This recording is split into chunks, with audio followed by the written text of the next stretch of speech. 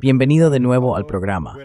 Hoy nos acompaña Paulo Nogueira Batista Jr., exdirector ejecutivo del Fondo Monetario Internacional, el FMI, y también vicepresidente fundador del nuevo Banco de Desarrollo de los BRICS. Muchas gracias por volver al programa. Gracias. Es un placer estar con vosotros de nuevo.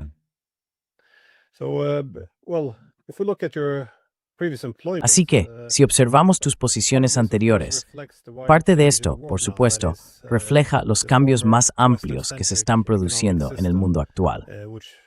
El sistema económico anteriormente centrado en Occidente, que ha dominado durante mucho tiempo, está dando paso a nuevas instituciones más definidas por la multipolaridad y, supongo, por un alcance global.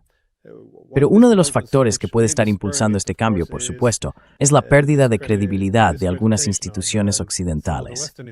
Ahora hay mucha atención puesta en la incautación de activos rusos por parte de la UE. Sé que esto normalmente queda fuera de tu principal ámbito de interés, pero me preguntaba qué opinas al respecto y cuáles podrían ser las consecuencias.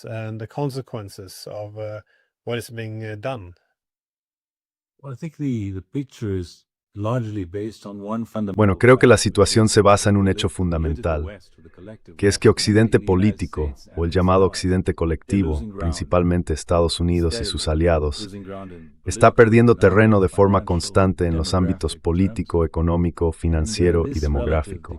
Y este declive relativo viene acompañado de algo muy preocupante para todos: la tendencia de Estados Unidos y sus aliados a utilizar el poder que aún conservan, que sigue siendo considerable, para atacar política y económicamente a los países que consideran rebeldes, hostiles o poco cooperativos. Así que nos encontramos ante una situación bastante inquietante, porque si observamos a Estados Unidos y al bloque europeo, siguen siendo muy grandes.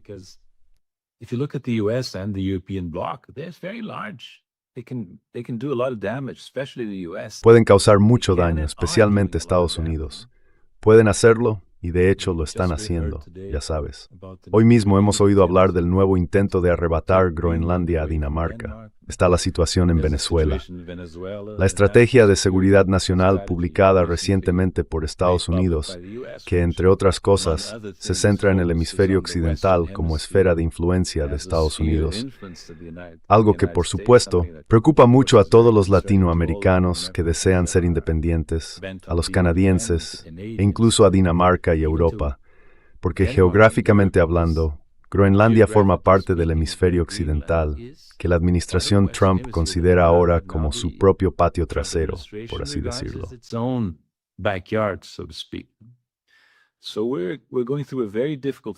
Estamos atravesando una fase muy difícil.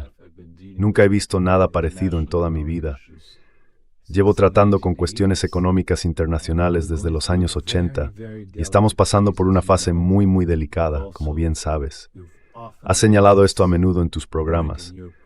¿A dónde nos llevará todo esto? Es algo que podemos debatir, porque hay varios escenarios posibles en el horizonte, dados estos hechos fundamentales que intenté resumir al principio.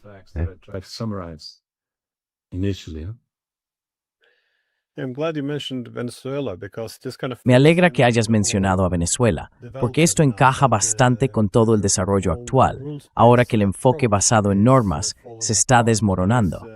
Como todo el mundo sabe, cuando existe una hegemonía económica, suele tener interés en fomentar la confianza en un sistema económico bajo su administración. Pero la opción para el occidente político era, por supuesto, hacer la transición y mantener lo que se había construido, un sistema económico internacional estable. En cambio, con su declive relativa, están arrastrando el sistema internacional.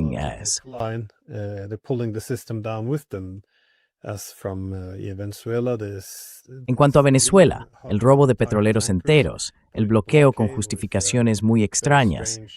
Quiero decir, es más honesto, por supuesto, lo que aparece en la Estrategia de Seguridad Nacional. Pero también vemos desarrollos similares en Europa, donde los corredores marítimos internacionales ya no son seguros. ¿Cuáles son, sin embargo, las implicaciones más amplias para América Latina? Porque, como dijiste, si Estados Unidos está convirtiendo esto en una especie de Bueno, resucitando, supongo, una versión distorsionada de la doctrina Monroe. ¿Cómo se traduce eso para América Latina en términos económicos?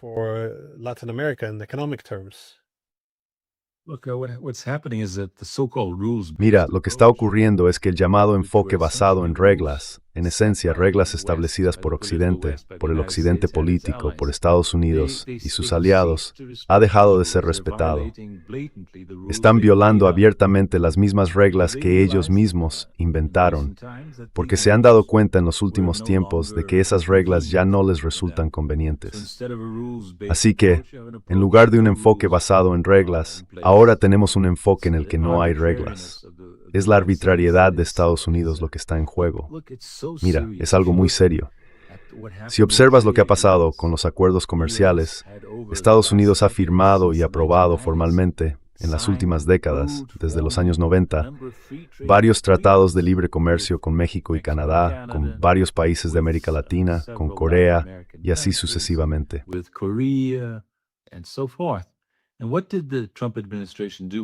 ¿Y qué hizo la administración Trump con su política arancelaria? Simplemente rompió todos esos tratados de manera unilateral. Ni siquiera se molestaron en decir que abandonaban el tratado. Simplemente lo rompieron.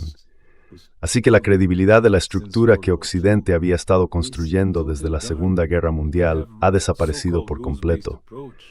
Lo que se llamaba un enfoque basado en normas ha sido sustituido por lo que, en la práctica, es piratería. Es piratería. Y que conste, no es una creación de la administración Trump. Lleva ocurriendo a lo largo de estas guerras. Pero se ha vuelto más descarado, más agresivo con Trump 2, incluso más que con Trump 1. Esta reactivación de la doctrina Monroe, como dije, es una versión distorsionada, porque la doctrina Monroe originalmente era, por un lado, la afirmación del poder estadounidense.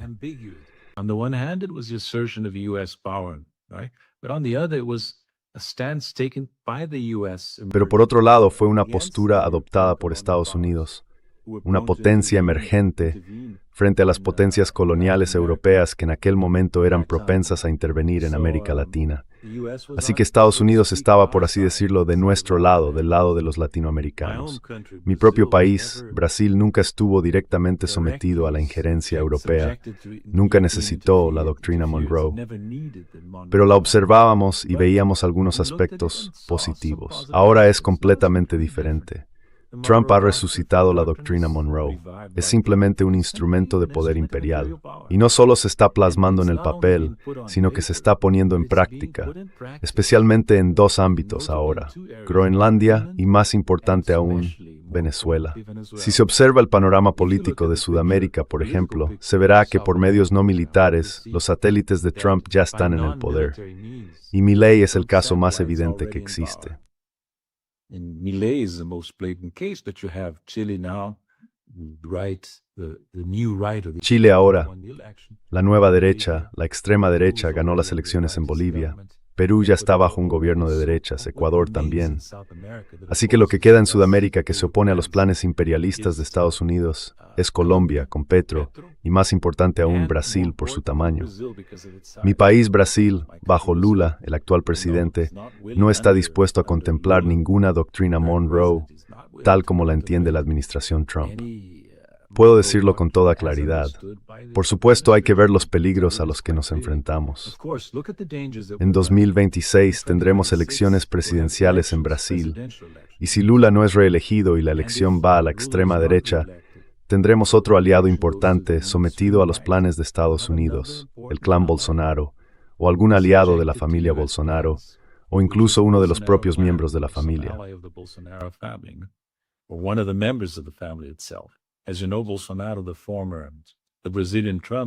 Como sabes, Bolsonaro, el expresidente, el Trump brasileño o el Milei brasileño, está detenido, condenado por intentar suprimir la democracia, a pesar del intento inicial de Trump de ayudarle.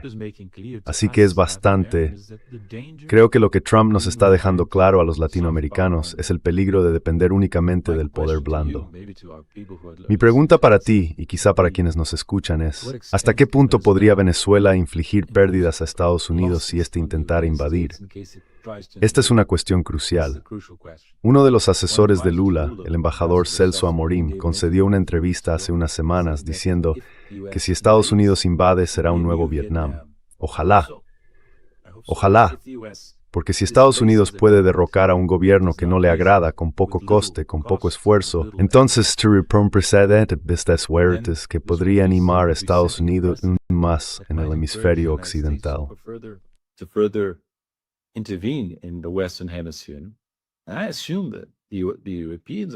Supongo que los europeos también están preocupados por esto, no solo por Riemann, sino también porque la estrategia que anunció la administración Trump es esencialmente anti-europea. No estoy seguro de expresarlo bien. Creo que hay algo que no entiendo, Glenn. Quizá puedas ayudarme con esto. ¿Cómo piensa Estados Unidos que puede volver a ser grande a América siendo hostil con sus aliados tradicionales, especialmente los europeos? ¿Qué sentido tiene eso desde el punto de vista estratégico? ¿Acaso no quieren contener a China? Entonces, si quieren contener a China, ¿cómo pueden simplemente ignorar a los europeos en ese esfuerzo? Para mí, no está claro qué significa realmente la estrategia estadounidense. De hecho, podría debilitar a Estados Unidos en lugar de hacerlo grande de nuevo.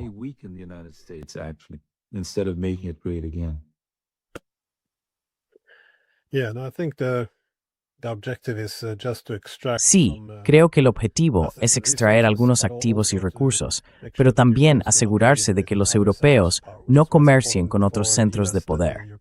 Por eso es importante para Estados Unidos que los europeos se desvinculen en cierta medida de China, así como de Rusia, por supuesto. Pero es muy autodestructivo para los europeos. Dicho esto, ¿cómo interpretas entonces estas incautaciones de activos por parte de los europeos? Han confiscado los activos rusos y ahora intentan encontrar algún mecanismo legal, alguna excusa para quedarse realmente con todo el dinero. Legal excuse for actually stealing all the money. They weren't able to get a consensus on this. No lograron llegar a un consenso sobre esto, pero aún así ya han tomado los beneficios de los activos rusos, lo cual en sí mismo tampoco es legal. Macron señaló anteriormente que no podemos robar los activos en sí, pero que los beneficios sí están permitidos. Sin embargo, eso tampoco parece legal. ¿Ves cuál sería la base jurídica para que la Unión Europea confisque los activos rusos, ya sea de forma permanente, dado que parecen haberlos congelado indefinidamente, o simplemente para apropiárselos? ¿Ves alguna base legal aquí? Ninguna base legal en absoluto. No legal basis at all. As I said, this is part of the overall piracy. Como dije, esto forma parte de la piratería general que están practicando los europeos y los estadounidenses. Con respecto a las reservas internacionales de Rusia, existen, en efecto, 3 etapas. La primera, que también es ilegal, fue congelarlas, impedir que Rusia hiciera uso de esos recursos. La segunda etapa consiste en confiscar los rendimientos, los intereses de esos activos congelados. Y la tercera etapa sería la incautación total, la confiscación directa. ¿Qué provoca esto? Refuerza la percepción en el sur global y en el mundo en general de que el euro no es fiable, de que el sistema financiero europeo no es digno de confianza, de que Europa, al igual que Estados Unidos, no es de fiar. ¿Entiendes?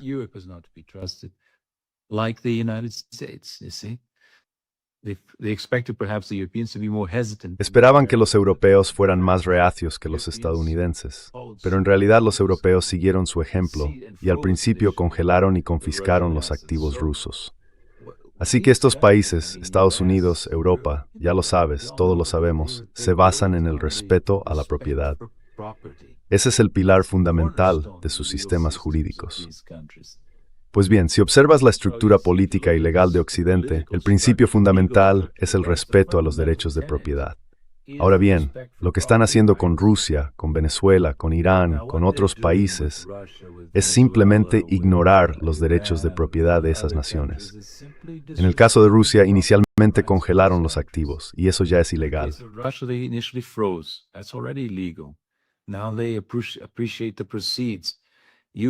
Ahora se apropian de los beneficios. Mencionaste la explicación que dio Macron. Esto es bastante grave, muy grave.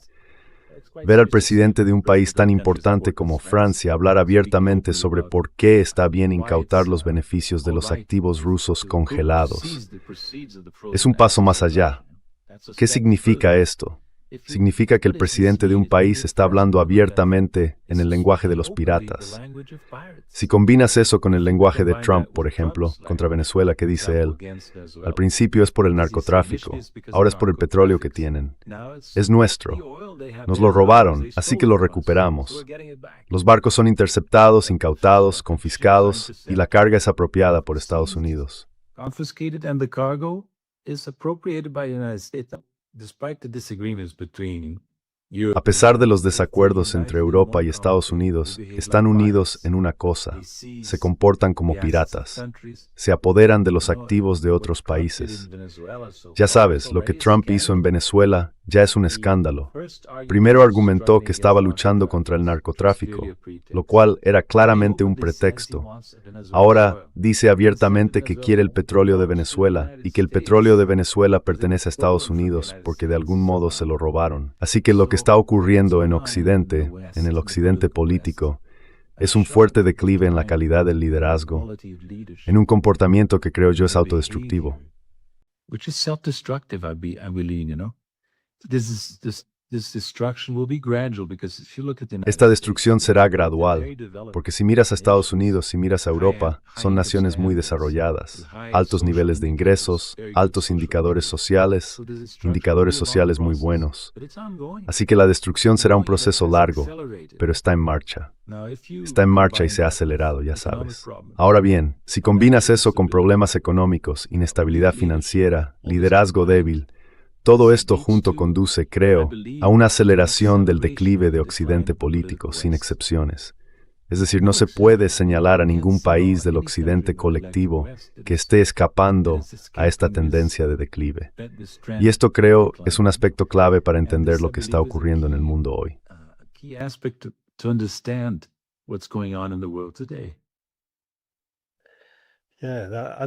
He notado que en Europa, cada vez que alguien habla sobre el derecho internacional o la inestabilidad del sistema financiero, enseguida se responde con algún tipo de argumento normativo o moralista.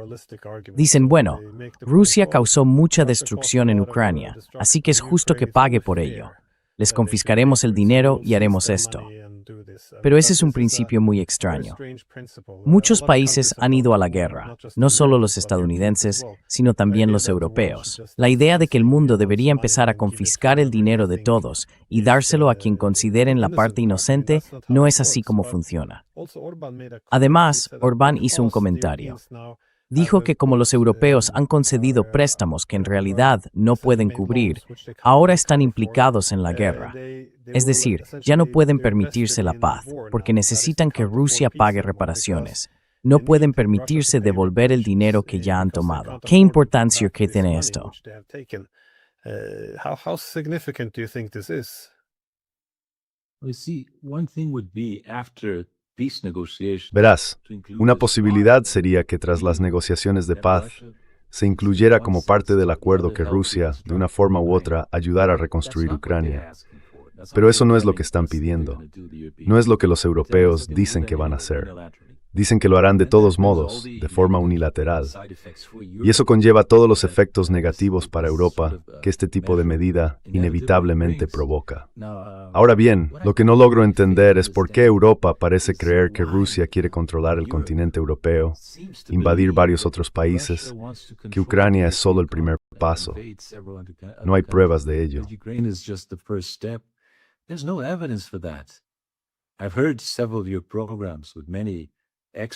He escuchado varios de tus programas con muchos expertos y todos ellos dejan este punto muy claro. De verdad, no entiendo la actitud de Trump hacia sus aliados.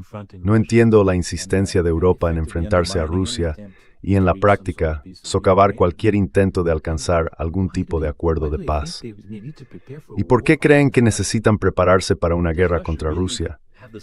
¿Tiene Rusia realmente la fuerza para desafiar a Europa en su conjunto? ¿Para invadirla? ¿Tiene algún interés en invadir Polonia, Rumanía o los países bálticos? Rusia no tiene territorio. Es the largest landmass of the world in terms of territory, the largest country. How come it needs to sacrifice its ¿Por qué tiene que sacrificar a su gente, su economía, su posición política en el mundo solo para ganar territorio? No es plausible. ¿Ves? Todo este modo de pensar se ha convertido, bueno, creo que sigue siendo cierto decir que la mayoría de los europeos medios creen en esta amenaza rusa, que en mi opinión es una invención por parte de algunas élites europeas y de los medios europeos. Y eso está provocando enormes costes económicos para Europa. Económicos, sociales. Es realmente un desastre. Así que quiero decir, los líderes tradicionales de Europa, la derecha tradicional, digámoslo así, Macron ahora en Francia, Merz, Starmer en Gran Bretaña, son líderes fracasados, están fracasando.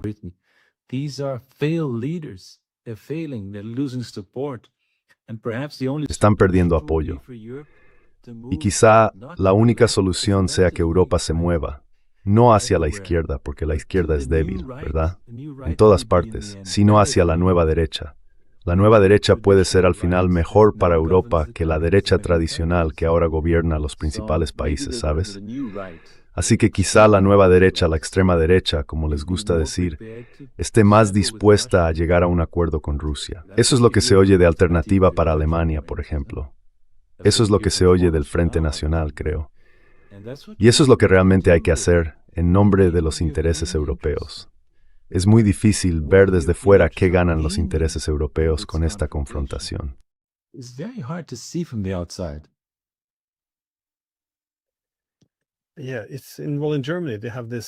Bueno, en Alemania parece que todo el centro se ha convertido en la parte más radical, mientras que lo que llaman la extrema izquierda y la extrema derecha son en realidad los lugares donde se encuentran personas que hablan de paz, desde Oriente Medio hasta la paz con Rusia. Hablan de reindustrialización. Pero, ¿hasta qué punto crees que Europa ha ido demasiado lejos por ese camino? Porque parece que no solo está alienando a los rusos y a los chinos, sino también, cada vez más, a Estados Unidos.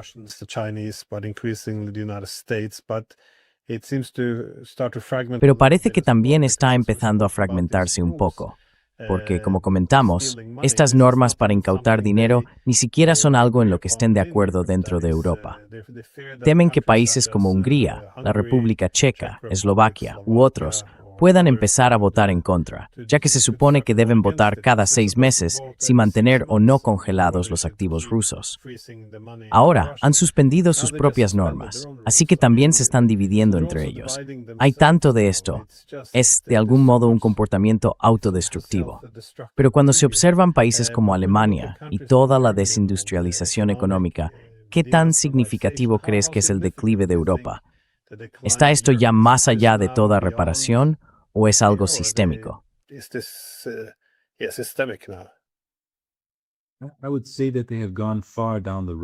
Diría que han avanzado mucho por ese camino, y no diría que sea irreparable, pero no hay duda de que incluso si revierten algunas de las actitudes que han tenido hacia el resto del mundo, hay una pérdida de credibilidad, una pérdida de confianza que será muy difícil de recuperar. Ya conoces el viejo dicho, la confianza es fácil de perder y difícil de recuperar. Eso se aplica a Occidente en general y a Europa en particular.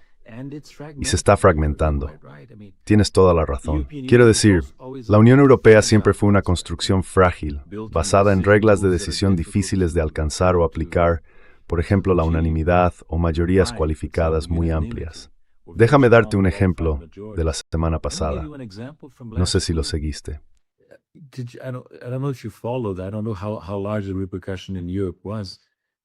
No sé cuánta repercusión tuvo en Europa, pero el presidente de Brasil, Lula, estaba decidido a firmar el acuerdo económico a gran escala entre el Mercosur y la Unión Europea el pasado sábado. Y debido a la fragmentación dentro de la Unión Europea, esto no ocurrió. En el último momento, Italia se unió al bloque opositor liderado por Francia, y eso creó una minoría de bloqueo. Así que los europeos y el presidente Lula, la Comisión Europea y el gobierno brasileño tuvieron que abandonar la esperanza de firmar el acuerdo. Déjame decirte, este acuerdo es malo para nosotros, Brasil, Mercosur. Nunca esperé que la dificultad viniera de Europa.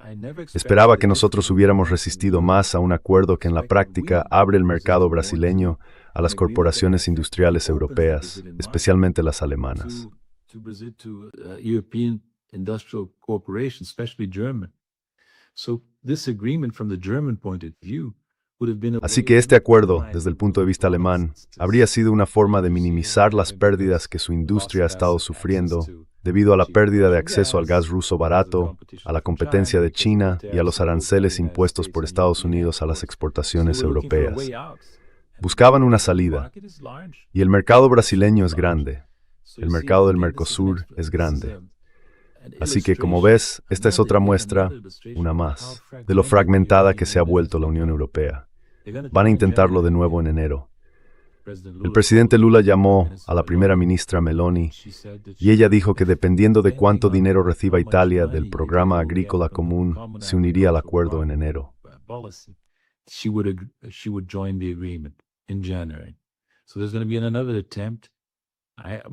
Así que va a haber otro intento. Según mi interpretación, Meloni está chantajeando a los demás europeos. De acuerdo, aceptaré este acuerdo siempre que me deis más dinero en el marco de la política agrícola común. Y esto también actúa como una forma de coerción sobre Brasil, porque Brasil ha estado tan comprometido con la firma de este acuerdo tan cuestionable que en la práctica Meloni tiene poder sobre los intereses declarados de Brasil. ¿Ves? Pero el punto principal al que creo que te refieres es que la Unión Europea ya no funciona como un bloque. Su asociación sigue siendo importante, pero la palabra bloque es demasiado fuerte para describir a Europa hoy en día, dadas estas marcadas divergencias internas.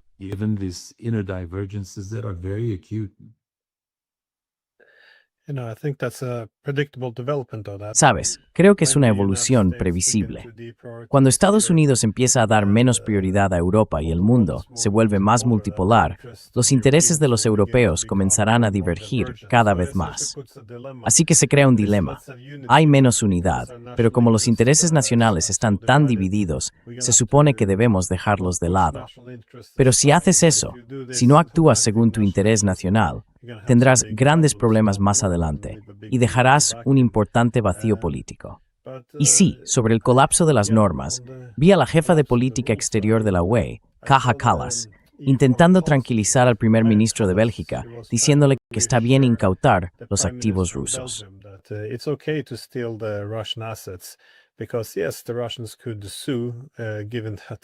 Porque sí, los rusos podrían demandar, dado que esto es obviamente ilegal. Pero ella intentó tranquilizarlo, diciéndole que no hay tribunales en Europa que se pongan del lado de los rusos. Quiero decir, si esto es cierto, y espero que no lo sea, pero si lo es, entonces también hay un problema profundo con el sistema judicial. Si la idea es que ningún tribunal europeo se pondría jamás del lado de Rusia, simplemente porque odian a Rusia, entonces ya no existe el Estado de Derecho. Eso es bastante preocupante. Pero mientras todo esto ocurre en Europa, sabemos que los BRICS, la OCS y otros acuerdos están intentando establecer una nueva arquitectura económica para reconstruir cierta confianza. ¿Cómo ves, por ejemplo, que los BRICS intenten restaurar lo que el occidente político está destruyendo? Yes, restore what the political West is destroying. Before I go into that, let me tell you, from outside. Antes de entrar en eso, déjame decirte, como alguien de fuera y admirador de Europa, lo he sido siempre, a lo largo de mi vida, que creo que el mejor enfoque para Europa sería, o habría sido, seguir la visión de De Gaulle sobre Europa, una asociación de naciones independientes, no un bloque económico profundamente integrado. Ahora tienes esta situación en la que Kaja Kallas está completamente, bueno, lo que acabas de contarnos sobre sus declaraciones. Es irresponsable, incluso infantil.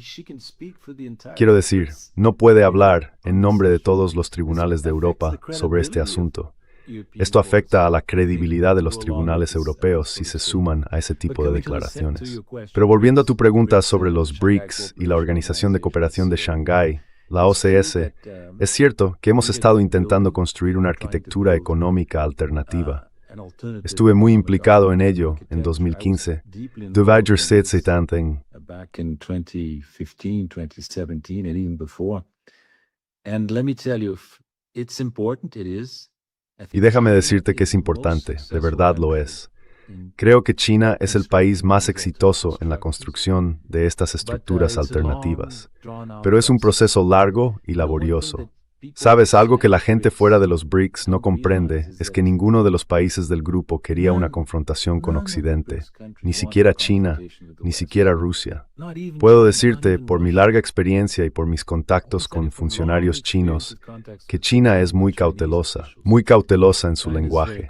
No querían una confrontación, querían seguir compitiendo dentro de algún tipo de orden con los estadounidenses y los europeos, y les estaba yendo bien. No querían cambiar eso. Así que, desde que los BRICS empezaron a reunirse en 2008, puedo decirte, como alguien que participó, que los rusos y los chinos fueron muy moderados en su enfoque.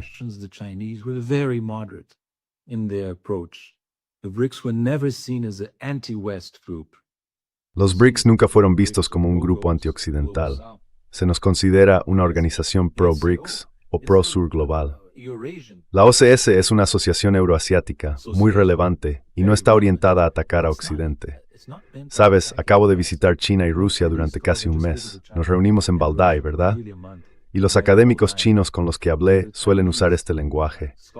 La arquitectura económica que necesitamos construir no es antioccidental, posoccidental o no occidental. Eso es típico de los chinos. Son muy reacios a escalar los conflictos. Mira la historia de esta confrontación entre Occidente y China, entre Estados Unidos y China. Cada vez que se dio un paso agresivo fue por parte de Estados Unidos y China respondió.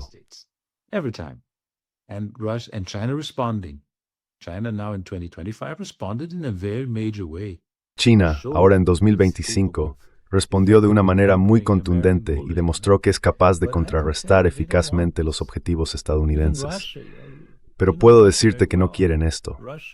Incluso Rusia, ya conoces bien a Rusia, estaba advirtiendo a Occidente, no amplíes la OTAN, no lleves la OTAN a nuestras fronteras, no lo hagas, no lo permitiremos. Advirtieron varias veces y Occidente siguió ignorando las líneas rojas, una y otra vez. No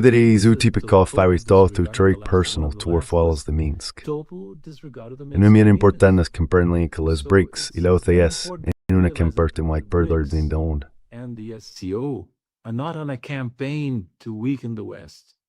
We're trying to build alternative ways. Estamos intentando construir vías alternativas, opciones alternativas, porque el sistema dominado por Occidente está viciado, enormemente viciado. Esto fue antes de Trump, pero con Trump se volvió aún peor porque introdujo un nuevo elemento, el uso agresivo, unilateral y masivo de aranceles contra todos o casi todos en el mundo. Así que se ha convertido en un caos. Y sabes, una cosa que puede obligarnos, a nosotros, los BRICS, a responder más rápidamente y quizá de forma más agresiva, es si se produce un colapso del sistema financiero occidental, algo de la magnitud de lo que tuvimos en 2008 y 2009. Porque en aquel momento Estados Unidos no era tan débil y Europa no era tan débil como lo es ahora, económica y financieramente.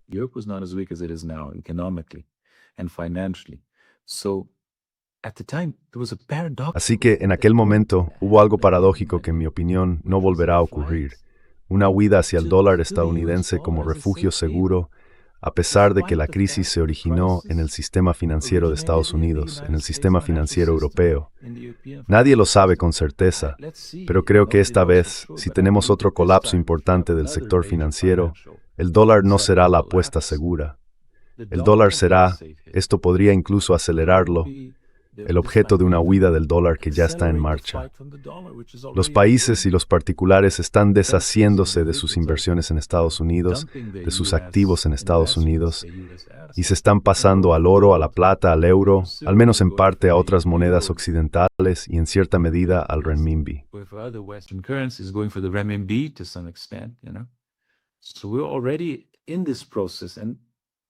Así que ya estamos en este proceso y creo que se aceleraría enormemente, lo cual sería un desafío para nosotros. Entonces, ¿qué vamos a hacer al respecto? Estados Unidos está destruyendo el sistema.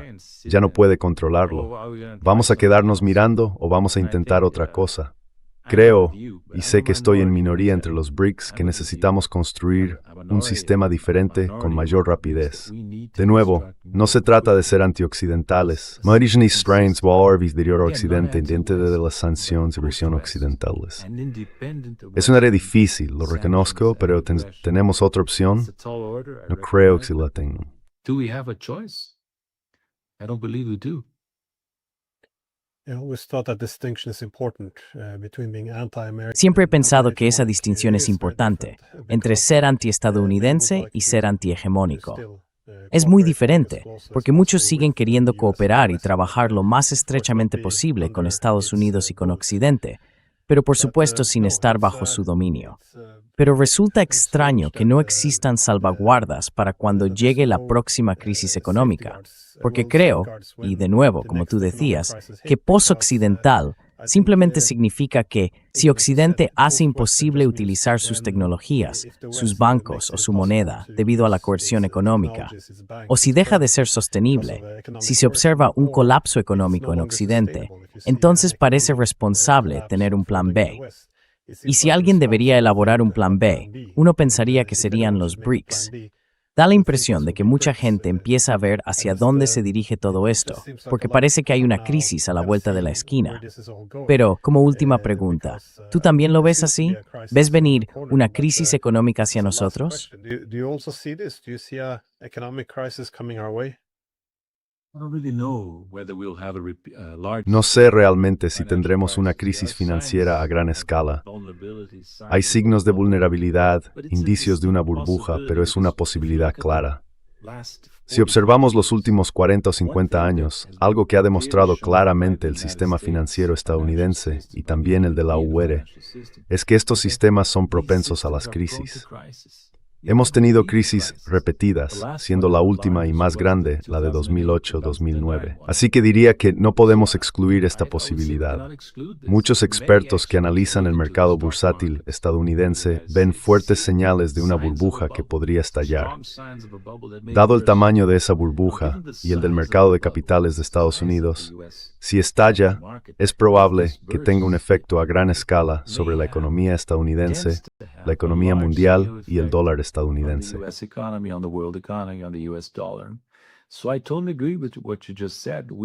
Así que estoy totalmente de acuerdo con lo que acabas de decir. Necesitamos un plan B. He planteado este punto, con diferentes palabras, varias veces en discusiones internas con académicos chinos y rusos. Necesitamos un plan B porque, si se produce un colapso repentino del sistema financiero en Occidente, todo el mundo se apresurará a buscar alternativas. Solo hay que pensar en los chinos. ¿Qué pasará si el dólar estadounidense deja de considerarse un refugio seguro? Podrían enfrentarse a una entrada masiva de capital especulativo que huya de Estados Unidos. Esto planteará a la economía china y al Banco Central decisiones muy difíciles y desagradables. Si permiten una apreciación a gran escala, podría perjudicar su competitividad.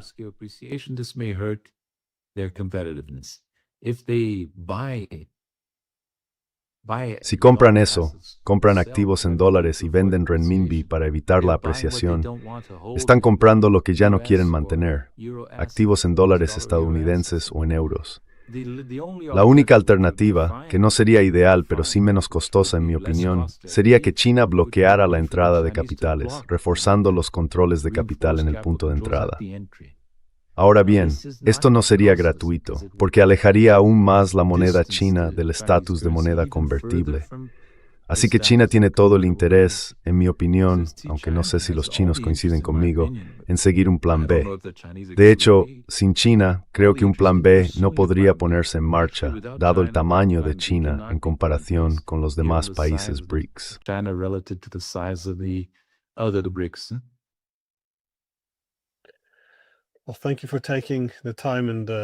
Bueno, gracias por tomarte el tiempo y dejarme aprovechar tus conocimientos y por explicarme la situación que tenemos delante, porque esto es muy inusual, realmente inusual. En toda mi vida nunca he visto nada parecido. Quiero decir, durante un tiempo sí, vimos que se confiscaba algo de oro a países pequeños o medianos, quizá un petrolero iraní siendo secuestrado. Pero claro, seguimos avanzando cada vez más por este camino. Y atacar a un país grande, basado en recursos como Venezuela, o a una gran potencia como Rusia, es mucho, mucho peor. Creo que ya estamos viendo las consecuencias. Así que, gracias de nuevo. Gracias. Siempre es un placer estar aquí.